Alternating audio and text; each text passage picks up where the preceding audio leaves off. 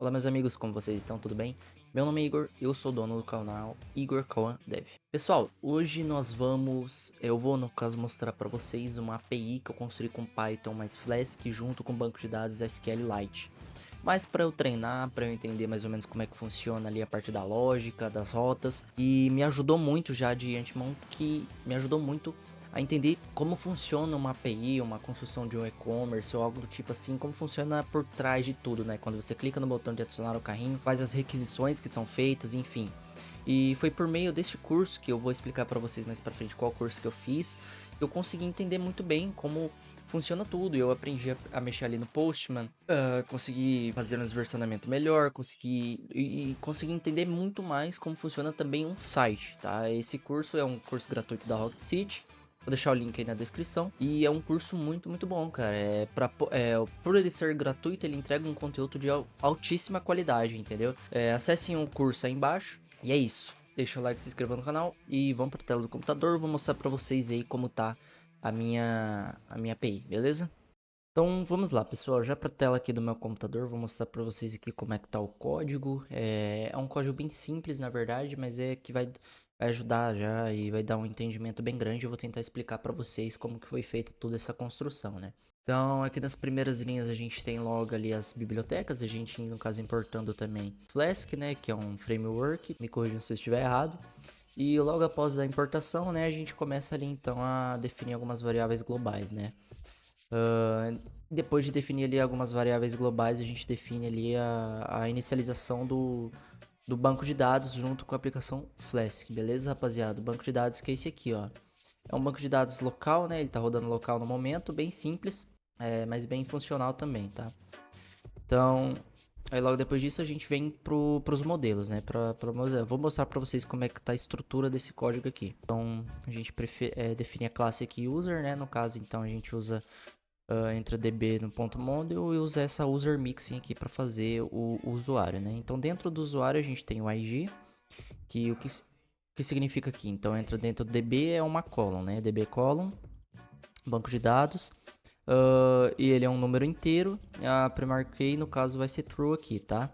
Aí logo no segundo atributo temos o username, né? Todo usuário ele tem que ter um nickname ali, vamos se falar assim, né? Então ele é uma string, um conjunto de caracteres com limite de 80 caracteres, né? Ele é único, então nenhum usuário pode ter o mesmo usuário do que outro. E o nullable é falso, ou seja, ele não pode ser nulo. É obrigatório que esse campo aqui esteja completo, né? No caso do usuário. Como é uma API de e-commerce, eu nem cheguei a explicar direito. É uma API de e-commerce, né? Então precisa ter um usuário ali para verificar o carrinho, fazer a compra, finalização e etc, né? Então aí a gente vai pro e-mail, o e-mail segue a mesma lógica, né? Uma string, 120 caracteres, ele é único, né? É um e-mail e o nullable false também. Aí temos o password, que no caso é a senha. Uma string também, limite de 200 caracteres, nullable false. Aí por último aqui temos criação do carrinho do usuário, né? Então ele tem ali o relationship, que é do Flask, né? Do SQL. Dentro do usuário, né? Então ele vai fazer uma relação do carrinho com o usuário, né? Então aqui ele vai pegar e o lazy aqui no caso true, ele só vai fazer a verificação quando necessário. Então evita pesquisas desnecessárias, né? Aí vamos para a segunda classe, né? Que é a classe de produto, né? Então aí aqui já entra também, a gente acessa o modelo, né? O db.model. Esse aqui basicamente a gente está montando um modelo pro banco de dados. O produto também ele precisa ter um ID, um nome, um preço. Aqui a gente já tem um tipo de dado diferente, né? A gente estava usando só integer, que é inteiro, e uma string com um conjunto de caracteres. Agora a gente está usando um float. Float é números quebrados, né? Então vai ser um ponto alguma coisa, porque o preço ele pode ser muito grande ou pode ser tipo 50 centavos, né? Então a gente precisa ter essa variável aí. E a descrição do produto, né? Que é apenas texto. E nullable true, que ali no caso ali a gente está passando que ele pode ser nulo. O produto pode não ter alguma descrição. Aí a gente tem também o cart item, que no caso é o carrinho. A gente usa o carrinho como se fosse um objeto também para manusear ele. Então ali também tem os mesmos parâmetros, né? O ID é obrigatório, né? User ID, que no caso ali é o ID do usuário, que tem o carrinho, né? O produto, que vai estar dentro do carrinho, e a quantidade, né? Que a gente vai ter ali a quantidade dentro do carrinho, né? Então aqui a gente entra ali para uma autenticação de usuário, né? Bem basiquinho. A gente usa um login manager aqui, a gente carrega o user ID, né? Do usuário e retorna ali o ID dele, né? No caso aqui é a autenticação, né? Então toda a rota aqui que você vai ver, ele vai estar com isso aqui, ó, login required. O que significa isso aqui? Ele está requerindo um login, né? Então, por exemplo, aqui, ó, essa rota aqui. A gente criou uma função update product, que no caso é para dar um update em tal produto. Então a gente vai mudar as características daquele produto, né? Pela API. Então ele vai ser necessário ter algum login ali dentro, né? Então, por exemplo, aqui usuários, por exemplo, não tem nenhum usuário aqui. Se eu for entrar aqui no Postman, né? E fazer aqui um update aqui naquele produto ali, eu não vou conseguir fazer, né? Porque eu tenho que estar com algum usuário logado. Então vamos lá. O básico da estrutura aqui consiste nisso daqui. A gente criar a rota, né? No caso app route aqui, app Python. E no caso dessa rota aqui é a barra login, né? Então esse aqui é um login lá do usuário já. O óbvio que vai ser o método post, né? Porque ele vai postar, ele vai jogar algo, né? Antes disso eu vou mostrar aqui pra vocês no Swagger Editor. Provavelmente onde vocês conseguem ver as APIs de vocês, tá? Então é o seguinte, a gente constrói a API olhando para isso aqui, tá? Vou dar F11 aqui. A gente constrói a API olhando para isso aqui, tá? Então aqui é aquela API de e-commerce, é uma construção aqui em formato JSON, tá? Esse aqui é um formato JSON e aqui tá todas as rotas que a gente precisa construir. Então, primeiro você pode escolher, né? Por exemplo, aqui tem o método push, que é o login, né? Então a gente pode começar pela autenticação do usuário, ou a gente pode começar pelos produtos ali, adicionar, tirar o produto, alguma coisa assim, pesquisar produtos, ou colocar também, adicionar produtos no carrinho, né? Ou algo do tipo. Isso aqui no caso é para adicionar o produto em si no banco de dados, né? Vamos dizer como se fosse um e-commerce, né? Seria aqui uma criação de um produto. Isso aqui é tudo back, tá? Isso aqui é tudo o que funciona por trás de uma API. Isso aqui tudo ele funciona à base de requisição. Então, por exemplo, você pode ver no Postman aqui, você faz as requisições, você manda um send aqui, vamos adicionar um produto aqui. Então, a gente tem um nome, um preço e a description, né? Então, por exemplo, se a gente clicar em send aqui, ele vai dar um erro porque eu não estou rodando a aplicação, ó. Vou rodar a aplicação, mandar um send, deu outro erro. Eu não tô com o usuário logado, por isso que ele não vai conseguir fazer essa adição desse produto, tá? Então, por exemplo, ó, se eu vim aqui na rota, ó, add product e tirar isso aqui e dar um Ctrl S, ele vai atualizar ali no terminal e eu dar um send aqui, ó, ele já vai dar mensagem de produto added successful, que significa, eu coloquei aqui, ó, quando o código dá 201, ele dá um retorno aqui, no caso que eu coloquei JSONFI. JSONFI é uma extensão, né, uma biblioteca ali para retornar assim, tá? Em formato JSON, tudo que você precisa ali na tua aplicação. Aí, se ele dá erro, caso ele teria que dar invalid data. Deu para entender mais ou menos como funciona. E inclusive, para quem tá trabalhando aí na área de tecnologia, vai mexer com back ou até com front, alguma coisa, é muito interessante que vocês tenham o Postman instalado aí na máquina de vocês, tá? Juntamente com o Postman Agente aí, de extrema importância, tá? Tá, aí as rotas aqui, você constrói as rotas ali na base do código, né? Então, vamos lá. Vou mostrar pra vocês aqui, eu só vou dar um Ctrl C para ele parar de rodar o servidor, né? No caso é que ele criou uma máquina virtual, a Venv, né? Dá pra mostrar pra vocês também nos próximos vídeos como criar, como rodar, né? O intuito mais desse vídeo aqui é mostrar mais o código mesmo e tentar explicar pra vocês. Tá, daí temos primeiramente o login do usuário, né? Então a gente cria uma função de login, né? Então o método post, a primeira variável que a gente vai criar é a data, né? Que ela vai fazer um request no ponto .json. A segunda é o surname, ela pega dentro de data e pega o username do usuário, né? No caso, vocês viram ali que eu mandei aqui, ó, é isso aqui, ó, o JSON é isso aqui. Então ele pega ali o username e pega outra coisa ali. No caso aqui é a password, né? Porque é a conta do login. Aí ele pega esses dados aqui e ele vai fazer uma filtragem aqui. Vai pegar primeiro. Aí se o usuário e a senha do usuário for exatamente igual a password que veio pela requisição, ele vai retornar login successful, ele vai fazer o login. Se não for igual, ele vai retornar invalid credentials, ou seja, um erro 401. Da onde você vê esse erro? Aqui. Então, todo erro ele vai estar aqui. Então, ele tem as condicionais aqui. Geralmente as APIs elas têm uma documentação. Então, aqui eu estou usando o Swagger Editor, mas tem como você olhar aqui, beleza? Então, a segunda rota que a gente vai fazer é o login, a logout, né? Para você deslogar. Então, a gente tem a logout user, né, que já é pronto, né? E isso vai só retornar um logout successful.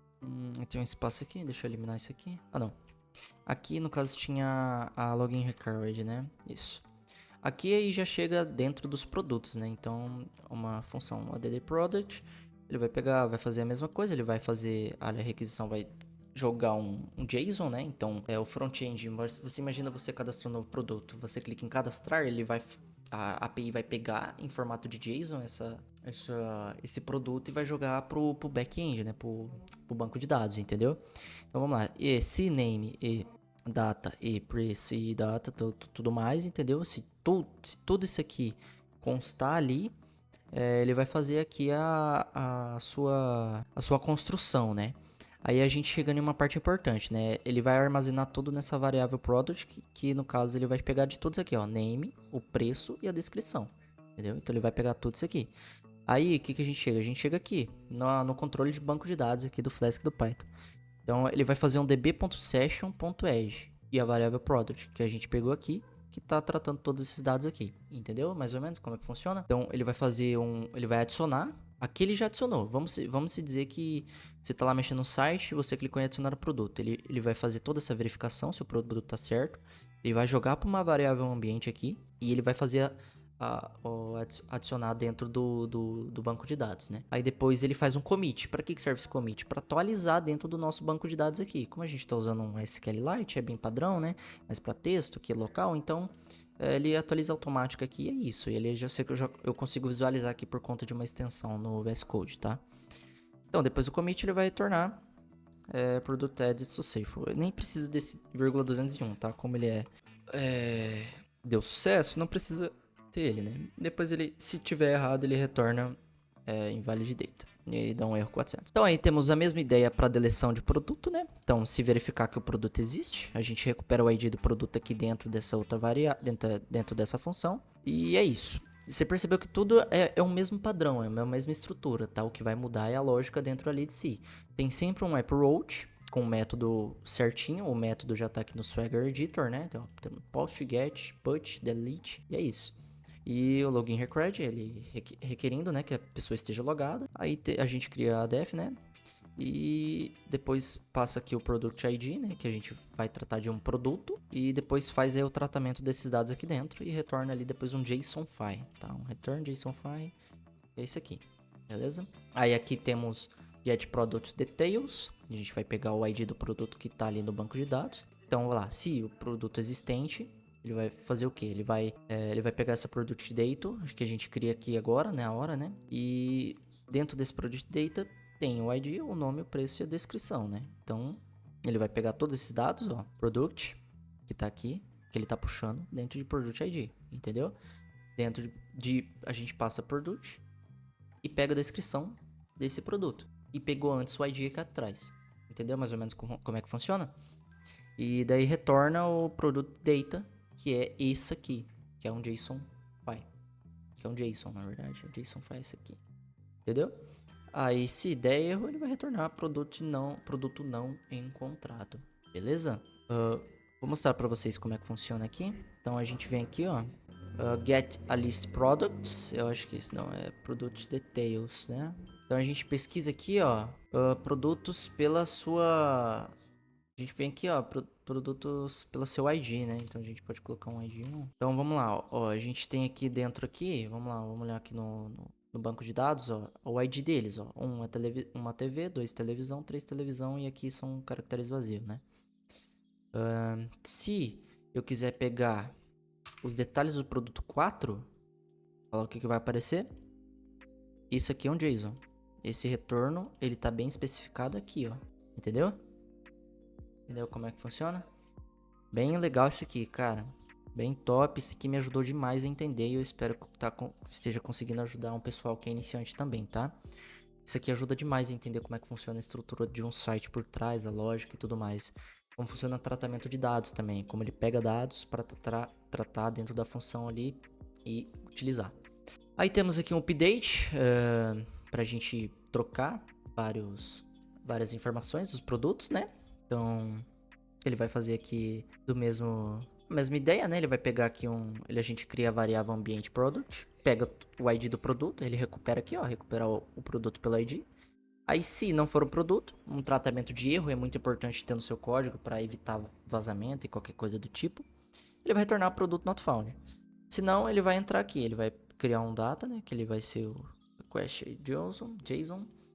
E se name e em data, se o nome existir dentro de data aqui, né?